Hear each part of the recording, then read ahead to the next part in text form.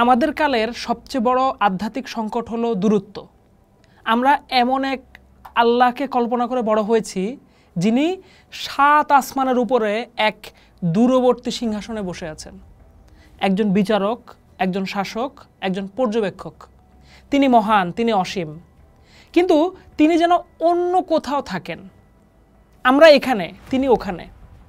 আমাদের কাজ হলো তার সন্তুষ্টি অর্জনের জন্য নিয়মকানুন পালন করা, পাছে তিনি অসন্তুষ্ট হন। এই দূরত্ব আমাদের মনে ভয় তৈরি করতে পারে, কিন্তু প্রেম কি জাগাতে পারে? সুফি সাধকেরা, ইসলামের মরমী প্রেমিকেরা এই দূরত্বের ধারণাকেই চুরমার করে দিয়েছেন। তারা এমন এক সত্যের কথা বলেছেন যা শুনলে অনেক অক্ষরপন্থীদের পায়ের নিচের মাটি কেঁপে উঠবে। সেই সত্যটি হলো ঈশ্বর এবং তার সৃষ্টি পৃথক নয়।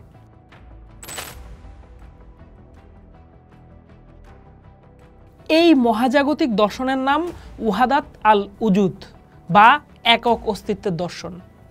আর এই দর্শনের ভাষ্যকার হলেন শেখ আল আকবর, মহাগুরু ইবনে আরাবি।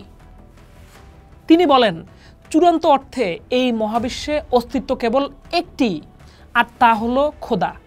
বাকি যা কিছু আমরা দেখছি, এই গ্রহ, নক্ষত্র, পাহাড়, নদী, গাছপালা, পশু পাখি, আপনি এবং আমি, এগুলো সেই এক অদ্বিতীয় অস্তিত্বের বিভিন্ন গুণের প্রকাশ বা তাজাল্লি। ব্যাপারটা বুঝতে হলে একটি রূপকের আশ্রয় নেওয়া যেতে পারে। ধরুন সূর্য এক, কিন্তু তার আলোক রশ্মি কোটি কোটি। প্রত্যেকটি রশ্মি কি সূর্য থেকে আলাদা? না, প্রত্যেকটি রশ্মি সূর্যের আলোর প্রকাশ। তারা সূর্যের অস্তিত্বের প্রমাণ বহন করে, কিন্তু তারা নিজেরা স্বয়ংসম্পূর্ণভাবে সূর্য নয়। ঠিক তেমনি সমগ্র সৃষ্টিজগৎ হলো সেই পরম সত্তার আলোকরশ্মি। প্রতিটি সৃষ্টি তার এক একটি গুণের, যেমন প্রেমের অর্থাৎ আল ওয়াদুদ, সৌন্দর্যের আল জামিল, করুণার আর রহমান, এই সব কিছুর প্রতিধ্বনি। ইবনে আরাবি আরও এক ধাপ এগিয়ে গিয়ে বলেন, এই সম্পর্কটি একটা আয়নার মতো। আল্লাহ হলেন সেই নিখুঁত আয়না যেখানে সৃষ্টি তার নিজের সম্ভাব্য রূপটিকে দেখতে পায়। আবার সমগ্র সৃষ্টিজগৎ, বিশেষ করে মানুষের হৃদয়, এটা হলো একটি আয়না যেখানে আল্লাহ তার নিজের অসীম গুণাবলীকে প্রতিফলিত হতে দেখেন। হাদিসে কুদসিতে বলা হয়েছে, আমি এক গুপ্ত ভাণ্ডার ছিলাম, আমি প্রকাশিত হতে চাইলাম, তাই আমি সৃষ্টিজগৎকে সৃষ্টি করলাম। এই প্রকাশ ঘটার জন্য যে একটা আয়নার প্রয়োজন ছিল, সেই আয়না হলেন আপনি।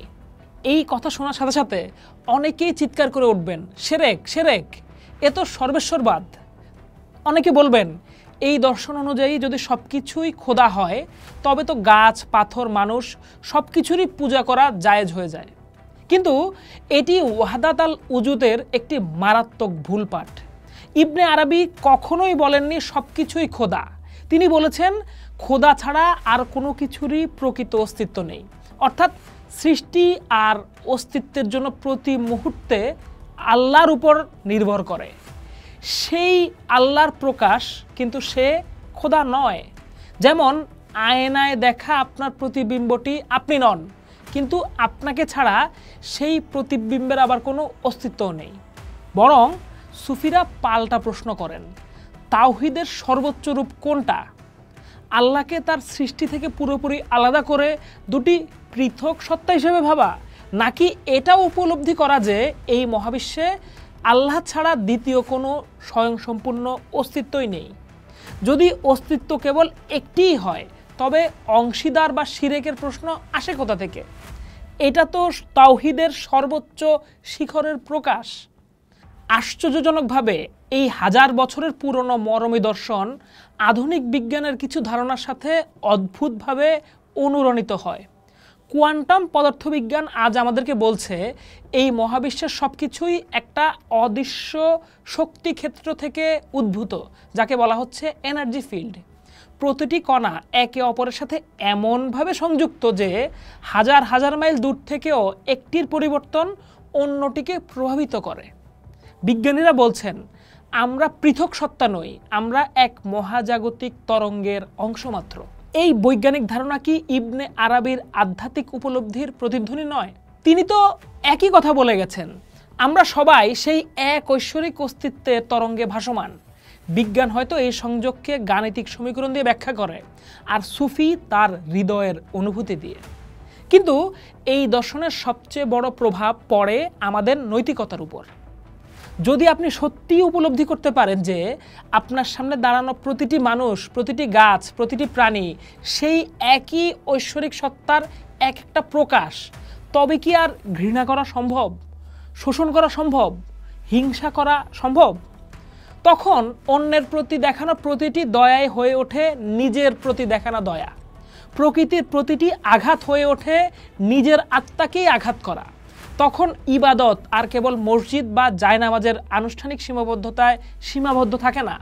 একজন ক্ষুধার্তকে খাওয়ানো, একটি তৃষ্ণার্ত গাছকে পানি দেওয়া, একজন ব্যথিত মানুষের চোখের জল মুছে দেওয়া, এই সব কিছু হয়ে ওঠে একক অস্তিত্বের উপাসনা। এই পথ সহজ নয়।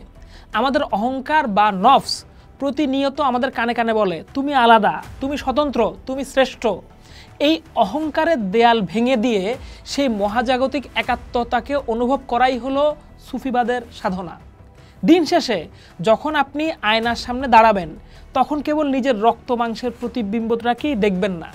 একবার ভাবার চেষ্টা করুন, যেই চোখ দিয়ে আপনি দেখছেন এবং যেই প্রতিবিম্বকে আপনি দেখছেন, উভয়ই সেই এক পরম সৌন্দর্যের লীলা। তিনি আয়নাতেও আছেন, আবার আয়নার সামনে দাঁড়ানো আপনার ভেতরেও আছেন। আপনাকে শুধু দেখার চোখটি খুলতে হবে। পোস্ট দেখুন, ভাবুন, করুন। থাকুন পোস্টের সাথে।